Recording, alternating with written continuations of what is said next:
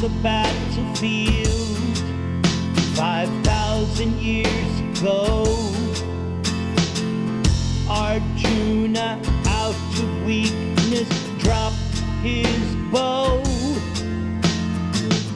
He told the Lord, I shall not fight. But Krishna said, your thinking isn't right. What is eternal will be found to be true. The soul's the same for me and you. It was existing long before our first breath, and will continue after death. You are lamenting for this bag of skin, but you're forgetting that the soul within cannot be withered, burned, nor dried. It's just the body that has to die.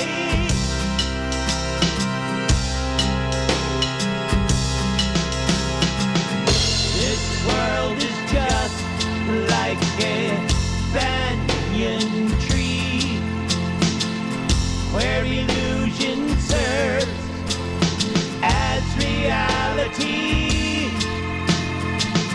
It's but a reflection of the spiritual sky, and you can make it if you try. Now just keep in mind who you really are. You're just a passenger in a car. You're being driven by an uncontrolled mind, and so your safety is so hard to find. Yes, it is. So on the battlefield 5,000 years ago, Arjuna, out of weakness, dropped his bow. He told the Lord, I shall not fight. But Krishna said, your thinking isn't right. Hare Krishna, Hare Krishna, Krishna Krishna, Hare Hare, Hare Rama, Hare Rama, Rama Rama, Hare Hare.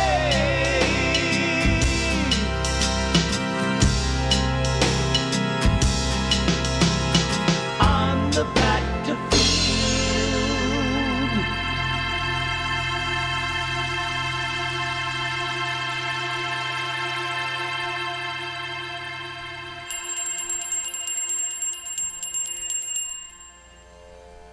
this song is a musical picture of the battlefield of Kurukshetra based on Bhagavad Gita.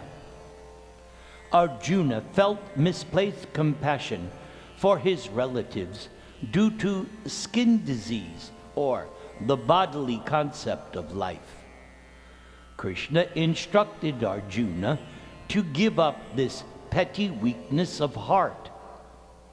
Arjuna was supposed to act in the position of a kshatriya, one who is meant to administer necessary violence only to uphold the laws of God.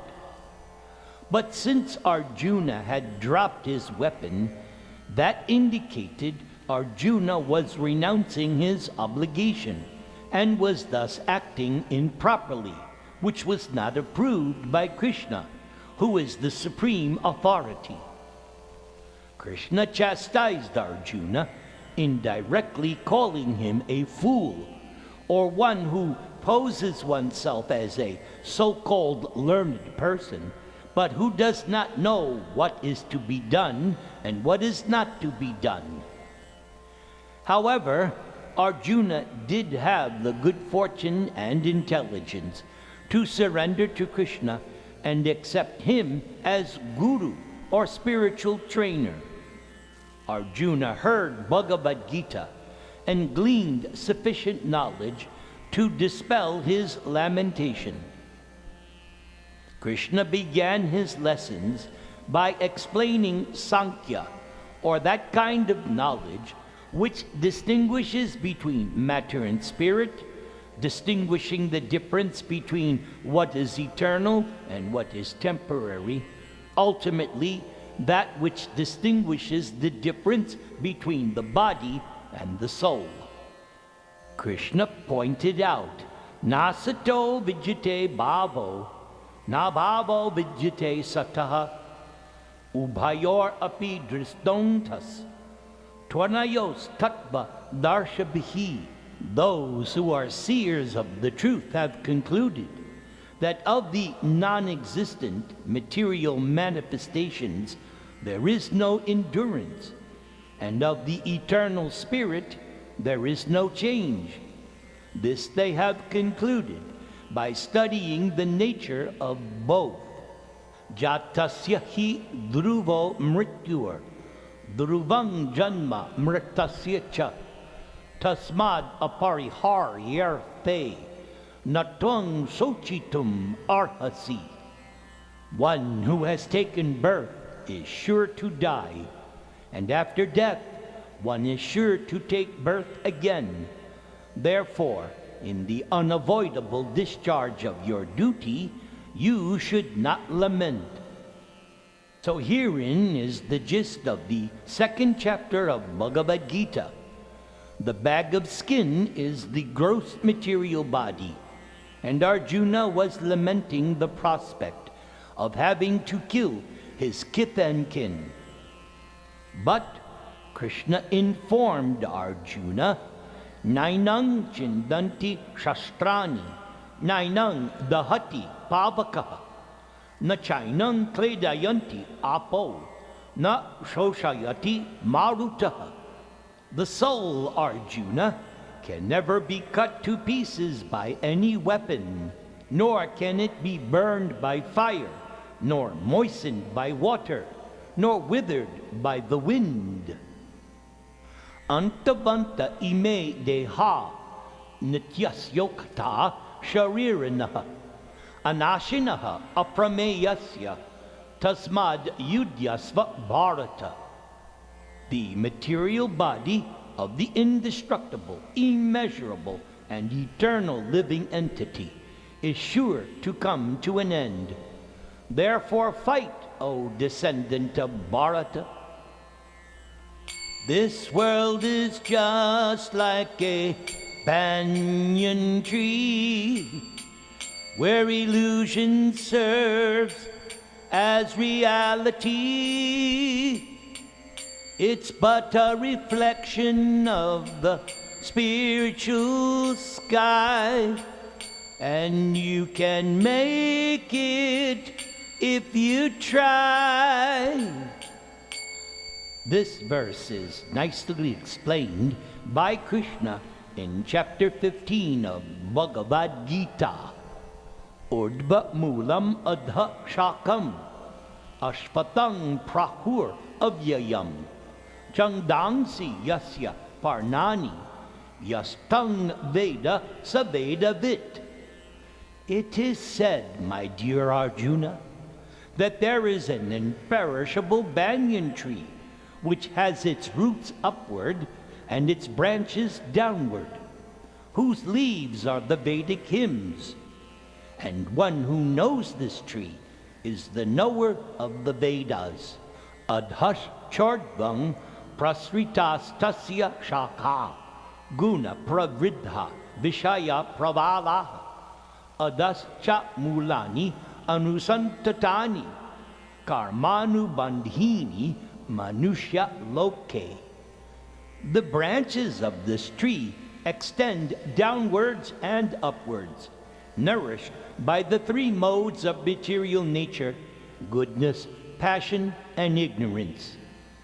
The twigs of this tree are the objects of the senses: sound, touch, form, taste, odor.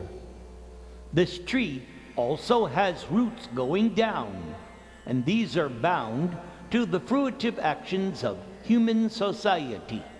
Na rupam asyeha tatho palabjate nanto na chadir na cha sampratishta ashpatang enang su virudha mulam asanga shastrena dridhena chitva tatak padang tat parimargitavyang yasmin gata na nivartanti bhuyaha tam eva chadyang purushang prapadye yata pravritti prasrita purani. The real form of this tree cannot be perceived in this world. No one can understand where it ends, where it begins, or where its foundation is. But with determination, one must cut down this strongly rooted tree with the weapon of detachment. Thereafter, one must seek that place from which, having gone, one never returns, and there surrender to that Supreme Personality of Godhead, from whom everything began and from whom everything has extended since time immemorial. This material world is a perverted reflection of the eternal Sanatan sky described in Bhagavad Gita. Parastasmatu bhava anyaha avyaktaha avyaktat sanatana ya sa sarveshu bhuteshu nashyatsu na vinashyati. Yet there is another unmanifest nature which is eternal and transcendental to this manifest and unmanifest matter. It is supreme and is never annihilated. And when all in this world is annihilated, that part remains as it is. Na tad basayate suryo, na shashanko, na pavakaha, yad gatva na nivartante, tad dhamma paramang mama. That supreme abode of mine is not illumined by the sun or moon, nor by fire or electricity found within this material manifestation. And those who reach my supreme abode never return to this material world. Avyaktaha akshara iti uktas tam ahu paramang gatim yang prapya na nivartante tad dhamma paramang mama. That which Vedantists describe as unmanifest and infallible, that which is known as the supreme destination, that place from which, having attained it, one never returns. That is my supreme abode, my dear Arjuna. However, even though we are prisoners here in the material world, we can return back home, back to Godhead, if we surrender to Krishna. The process is known as Buddhi Yoga, or Krishna consciousness. And that is the essential purport of Bhagavad Gita. Krishna assures us that even a little endeavor will surely go a long way.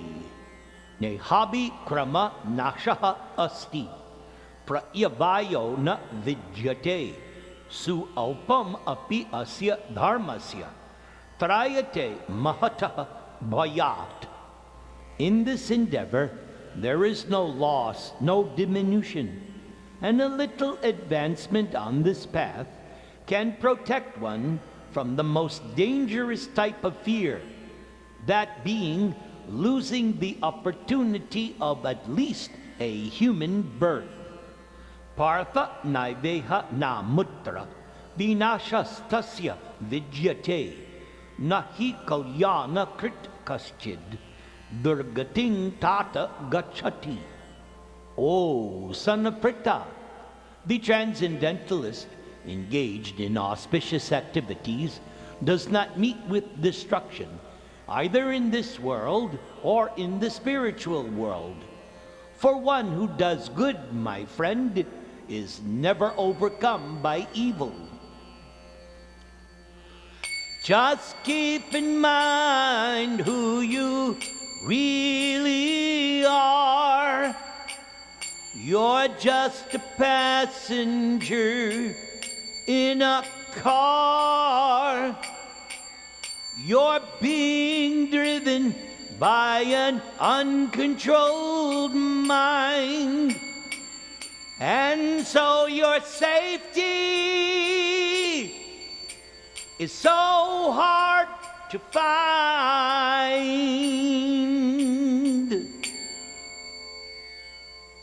This entire song is based on direct concepts taught by Krishna in Bhagavad Gita. Bhagavad Gita is the ABCs of transcendental knowledge. Krishna gives the analogy that the gross material body is just like a machine or car or vehicle in which the soul finds itself to be the passenger, not even the driver. Ishvara sarva bhutanam hrideshe Arjuna tishtati brahmayan sarva bhutani yantra rudhani mayaya. The Supreme Lord is situated in everyone's heart, O Arjuna, and he is directing the wanderings of all the living entities who are seated on a machine made of the material energy.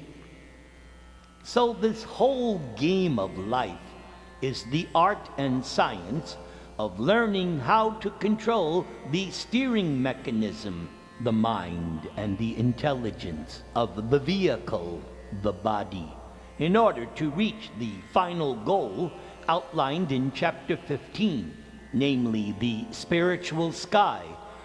And you can make it if you try. Krishna has much to say about the mind in his Bhagavad Gita. Udarade atmanatmanam natmanam avasadayit atmaiva hi atmano bandhur atmaiva ripur atmanaha. One must deliver him or herself with the help of the mind and not degrade oneself. For the mind can be the friend of the conditioned soul and one's enemy as well. Bandhur atmatmanastasya yainat maivatmana jitaha anatmanastu shatrve varte tatmaiva shatruvat. For one who has conquered the mind is the best of friends. But for one who has failed to do so, one's mind will remain the greatest enemy. Asangshayam mahabaho mano durnigraham chalam abhyasena tu kaunteya vairagyena cha grihyate. O mighty armed son of Kunti, it is undoubtedly very difficult to curb the restless mind, but it is possible by suitable practice and by detachment. Asangyatat mana yogo dushprapa iti me mati Vashyatmanatu yatata shakyaha avaktum upayataha. For one whose mind is unbridled, self-realization is difficult work.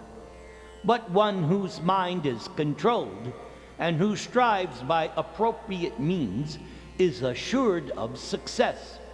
And that is my opinion. And so, the ultimate success is explained by Sri Chaitanya Mahaprabhu when he prays as follows in his Shikshashtakam, O my Lord, I have no desire to accumulate wealth, nor do I desire to enjoy sense gratification, nor do I desire to become popular with a large retinue or entourage.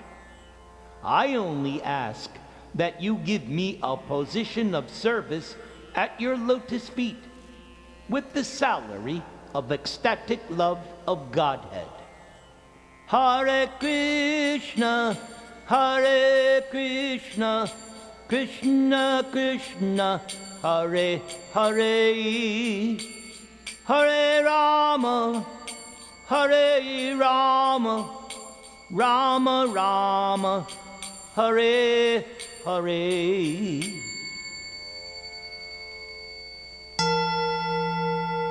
Om Tat Sat.